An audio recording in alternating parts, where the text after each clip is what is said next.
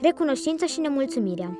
Într-o zi minunată de vară, pe când buburuțele minuscule admirau spectacolul florilor din grădina școlii, mă aflam la ora de desen când, la un moment dat, colega din spatele meu m-a întrebat: "Scuză-mă, mi-am uitat ascuțitoarea acasă, crezi că mi-o poți împrumuta pe a ta?" Ceilalți colegi încă nu și-au terminat desenele și de aceea te întreb pe tine. Iartă-mă dacă te-am deranjat. Desigur, nici nu m-ai deranjat. Poftim! Îți mulțumesc! Apropo, desenul tău arată foarte frumos. Se vede că ai muncit la el. Crezi că ai putea veni la mine acasă să mă înveți să desenez? Eu nu mă pricep atât de bine. Știi, familia mea nu-și prea poate permite așa multe lucruri ca alți părinți. Abia dacă mi-au putut cumpăra lucrurile și hainele pentru școală. Însă muncesc din greu pentru a mă întreține și le sunt foarte recunoscătoare. Revenind la subiect, vreau să-ți mai spun că nu am hârtie de Xerox acasă și nu pot exersa decât la oră. Îmi pare rău să aud asta. Dacă vrei, pot veni azi la tine după școală și aduc eu câteva foi. Super, abia aștept! Părinții tăi știu de vizita mea? Presupun că nu, așa că eu zic să-i suni în pauză. Nu pot pentru că nu am telefon. Anul trecut, de ziua mea, au vrut să-mi cumpere unul. Însă pentru că știam că trebuie să muncească 2 luni pentru asta, le-am spus că prefer să-i cumpere hăinuțe surorei mele, mulțumirea. E încă mică și nu realizează cât de greu se câștigă banii ca să avem cele necesare traiului. Dar nu-ți face griji, părinții mei sigur te vor primi cu mare căldură pentru că sunt foarte buni la suflet. Mă bucur să aud asta, văd că li te asemeni.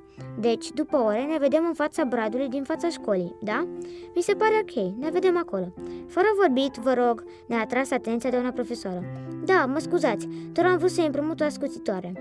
Când m-am întors spre banca mea, am realizat că nu o întrebasem cum o cheamă, dar mi-a spus că o să știu asta la finalul orei.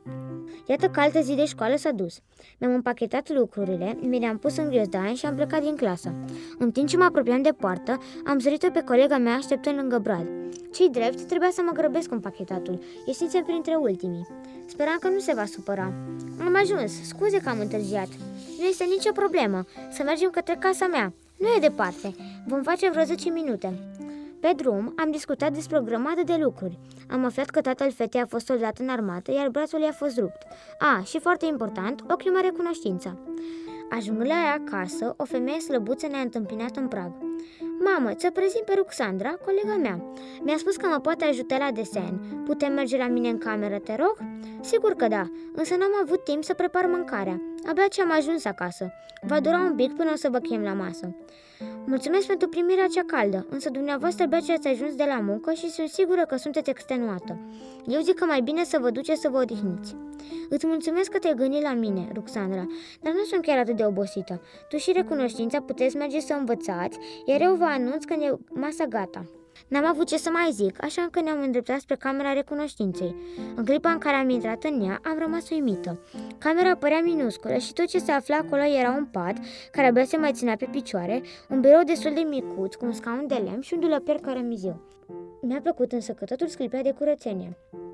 Recunoștința își vârâ ghiozdanul sub pat. De ce îl pui acolo? Păi, după cum vezi, camera mea nu e cea mai luxoasă și nici nu cea mai încăpătoare din univers. În mod normal, îl pun în acel spațiu dintre birou și dulăpior, însă de data asta te voi lăsa pe tine să lași acolo. Nu am cuvinte să-ți mulțumesc. Cu mare drag, Ruxandra. Mă bucur că te pot ajuta așa cum ai decis și tu să mă ajuți pe mine. Am zâmbit cu duioșie. Apoi am început să ne apucăm de treabă. La început a fost puțin mai greu. Am observat că recunoștinței îi lipseau multe creioane, dar se descurca cu ce avea fără să scoată o vorbă. Ba, mai mult decât atât, mulțumirea se putea citi pe chipul ei. Cu adevărat, recunoștința transformă tot ce aveam în suficient, așa cum mi-a spus tati într-unul dintre citatele pe care mi le trimite aproape zilnic pe telefon în lumea reală. Fetelor, puteți veni la masă, a strigat mama recunoștinței. Am mers în bucătărie și am început să mâncăm.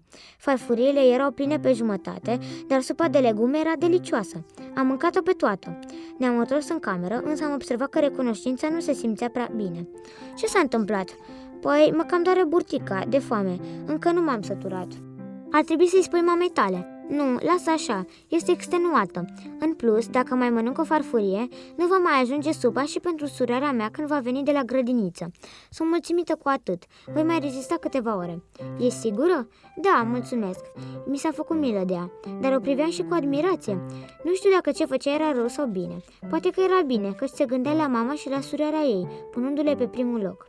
Ne-am întors la treburile noastre. Încetul cu încetul, recunoștința a început să deseneze tot mai bine. Eram încântată să văd cât de repede am învățat, deși eu nu prea mă pricep să fiu profesor. Îți mulțumesc pentru că mi-ai oferit din timpul tău ca să mă ajuți. Poate data viitoare vom merge la tine, căci la mine acasă spațiul de învățat nu e așa de mare, ai văzut și tu. Nu trebuie să te superi din cauza asta. Pentru mine este bine și așa. Dacă mai ai alte probleme la care te pot ajuta, să-mi spui la școală că ne vedem. Pa! Pa! Pe drumul către casă, mă gândeam uimită câtă energie pozitivă transmitea recunoștința, în ciuda dificultăților și a lipsurilor din familia ei. Deodată m-am auzit strigată. Privind în urmă, am zărit o colegă de clasă care stătea în ultima bancă și pe care nu apucasem să o cunosc. Bună, cum te numești? Sunt Nemulțumirea. Tu ești Ruxandra, nu? Fetița care a venit din altă lume. Da, într-adevăr. Știi, sunt cam plictisită. Vrei să vii la mine acasă? Sigur, dacă nu deranjezi. Nu deranjezi, așa că urmează-mă. Am mers vreo 10 minute și ne-am oprit în fața unei vile care părea un palat. Am intrat înăuntru și am rămas șocată. Era o casă de vis. Mama, tată, mi-a făcut o prietenă nouă. Să nu ne deranjați, vom fi la mine în cameră. Și să nu-mi spuneți că nu mi-ați comandat bluzele acelea. Aștept de câteva zile și încă n-au venit. Dacă nu le primesc astăzi, o să mă înfurii rău de tot. Cum să vorbești așa cu proprii tăi părinți? Nu știe de bunele maniere? Mi-am zis în gând. Mi se părea tare ciudat. Avea atâtea lucruri și încă era nemulțumită? A trebuit să urcăm 2 etaje până să ajungem în camera ei. Când am intrat, am rămas din nou șocată. Camera era dublă comparativ cu a mea și avea o grămadă de lucruri. Nu-mi venea să cred. Și-a deschis dulapul care parcă era nesfârșit. Am zărit o mulțime de haine din care putea alege. Ruxi, mie mi-e cam foame. Mie nu prea, am mâncat acum 2 ore. Eu voi mânca, iar tu poți să faci ce vrei. Mamă, mi-e foame, adu repede mâncare aici. În 10 minute, mama Nemulțumirii veni cu o tavă. Poftim? Carne de pui? Știi că nu îmi place. Mai ales că ți-a scăpat o boabă de piper aici, puțină ceapă acolo, plus o bucată de morcov. Nu-mi plac legumele, de parcă ai uitat. Ar cam trebui să încep să mănânci și tu legume. Baba de piper cred că mi-a scăpat. Abia ce am ajuns de la muncă, am avut o zi grea și nu mai pot ține pe picioare. Te rog, mănâncă ce ai acolo ca să pot sta și eu puțin în pat. Nu mă interesează, e treaba ta cât ai muncit și cât te odihnești. Vreau altceva. Ceata a continuat până când mama ei s-a lăsat pe gubașă și a decis să se ducă din nou în bucătărie. Pur și simplu nu înțelegeam cum să te poți așa cu părinții tăi, care te-au crescut, hrănit și educat. Bun, acum că mama a ales în sfârșit să mă asculte, hai să-ți arăt ce jocuri video am.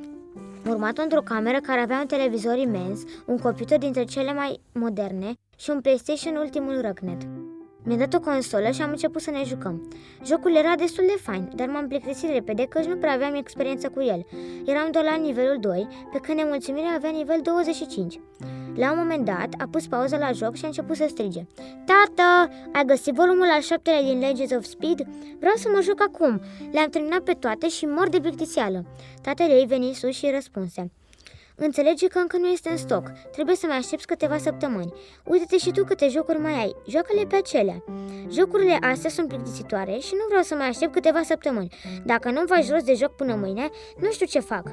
Ok, asta chiar am trecut măsura. Nu mai puteam rezista să stau cu mâinile în sân.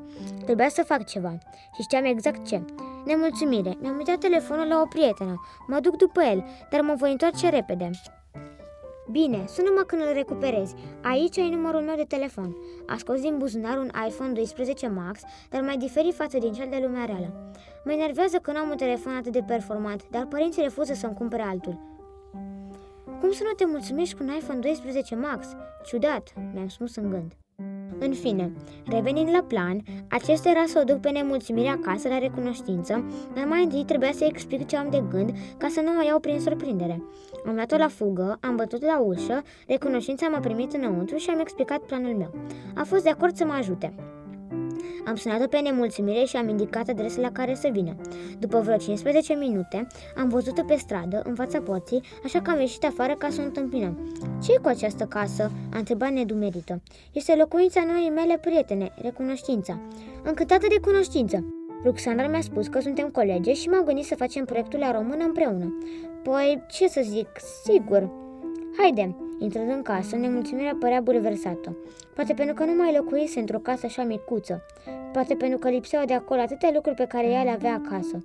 În momentul în care intra în camera recunoștinței, expresia de pe fața ei se schimbase deja în regret.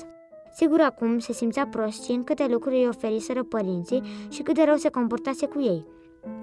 Se întristă și mai mult când văzu cât de puțin loc avea recunoștința la ea în cameră.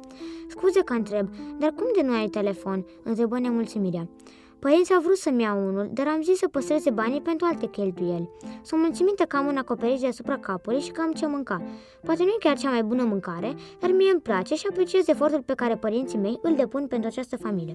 Nu-mi vine să cred că de orbit am putut fi. Am de toate și totuși nimic nu mă mulțumește. Iar acum văd că alții abia au ce pune pe masă și toți sunt recunoscători.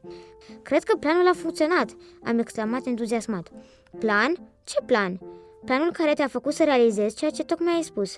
Wow, ai dreptate. Nu m-am gândit că azi va fi ziua în care mă voi schimba. Vă sunt profund recunoscătoare. Știu exact cum o să vă respectez pentru că mi-ați deschis ochii.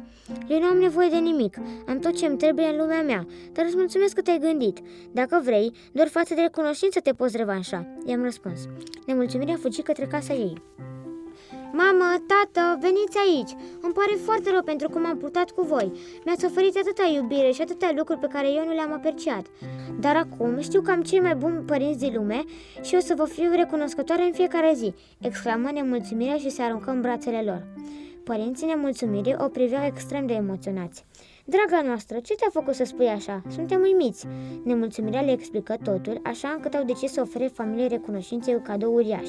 Le vor cumpăra o casă și le vor dona lucruri pe care nemulțumirea nu le mai dorea.